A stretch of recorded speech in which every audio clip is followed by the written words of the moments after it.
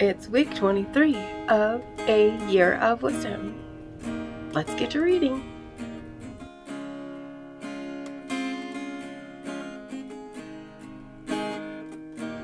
Day 155. Job 4.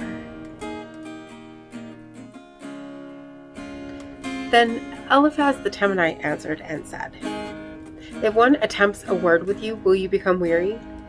But who can withhold himself from speaking? Surely you have instructed many, and you have strengthened weak hands. Your words have upheld him who was stumbling, and you have strengthened the feeble knees. But now it comes upon you, and you are weary. It touches you, and you are troubled. Is not your reverence your confidence, and the integrity of your ways your hope? Remember now, who ever perished being innocent? Or where were the upright ever cut off? Even as I have seen, those who plow iniquity and sow trouble reap the same. By the blast of God they perish, and by the breath of his anger they're consumed. The roaring of a lion, the voice of the fierce lion, and the teeth of the young lions are broken. The old lion perishes for lack of prey, and the cubs of the lioness are scattered. Now word was secretly brought to me, and my ear received a whisper of it. In disquieting thoughts from the visions of the night, when deep sleep falls on men, fear came upon me and trembling, which made all my bones shake. Then a spirit passed before my face. The hair on my body stood up. It stood still, but I could not discern its appearance. A form was before my eyes. There was silence. Then I heard a voice saying, Can a mortal be more righteous than God? Can a man be more pure than his Maker? If he puts no trust in his servants, if he charges his angels with error, how much more those who dwell in houses of clay, whose foundation is in the dust, who are crushed before a moth. They are broken to pieces from morning till evening. They perish forever with no one regarding. Does not their own excellence go away? They die even without wisdom. Proverbs 4. Hear, my children, the instruction of a father, and give attention to no understanding, for I give you good doctrine. Do not forsake my law. When I was my father's son, tender and the only one in the sight of my mother, he also taught me and said to me, Let your heart retain my words. Keep my commands and live. Get wisdom, get understanding. Do not forget nor turn away from the words of my mouth. Do not forsake her, and she will preserve you. Love her, and she will keep you. Wisdom is the principal thing, therefore get wisdom. And in all your getting, get understanding. Exalt her, and she will promote you. She will bring you honor when you embrace her. She will place on your head an ornament of grace. A crown of glory she will deliver to you. Hear, my son, and receive my sayings, and the years of your life will be many. I have taught you in the way of wisdom. I have led you in right paths. When you walk, your steps will not be hindered, and when you run, you will not stumble. Take firm hold of instruction. Do not let go. Keep her, for she is your life. Do not enter the path of the wicked, and do not walk in the way of evil. Avoid it. Do not travel on it. Turn away from it and pass on.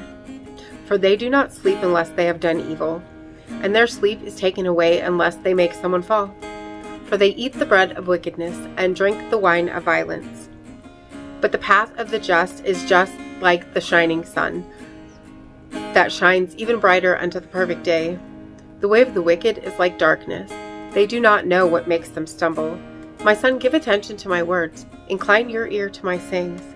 Do not let them depart from your eyes. Keep them in the midst of your heart. For they are life to those who find them, and health to all their flesh. Keep your heart with all diligence, for out of it spring the issues of life. Put away from you a deceitful mouth, and put perverse lips far from you. Let your eyes look straight ahead, and your eyelids look right before you. Ponder the path of your feet, and let all your ways be established. Do not turn to the right or the left.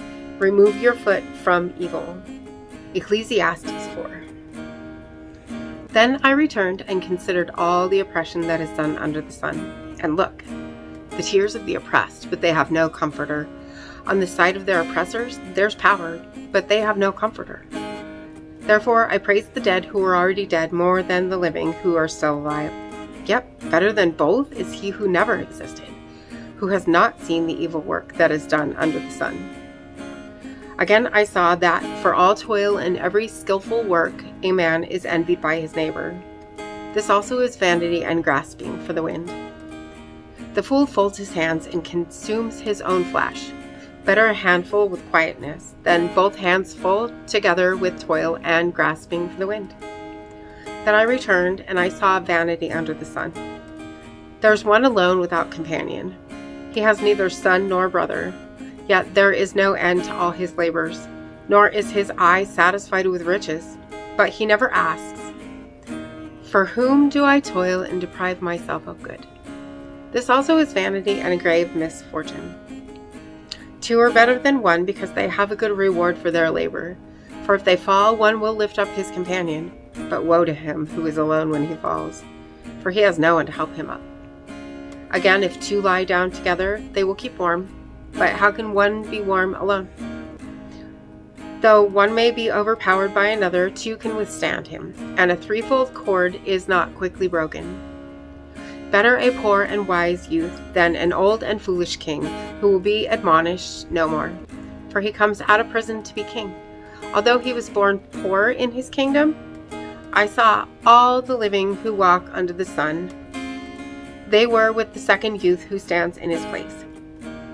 There was no end of all the people over whom he was made king. Yet those who come afterward will not rejoice in him. Surely this also is vanity and grasping for the wind. And as always, thank you so much for being here today. Make sure to hit the subscribe button if you haven't already, and click the bell so you get notifications, and hit that like button for me too if you will. And I will see you tomorrow. Maranatha. I'm standing at the crossroads. I'm lost without a clue. I need a big pink neon sign to show me what to do.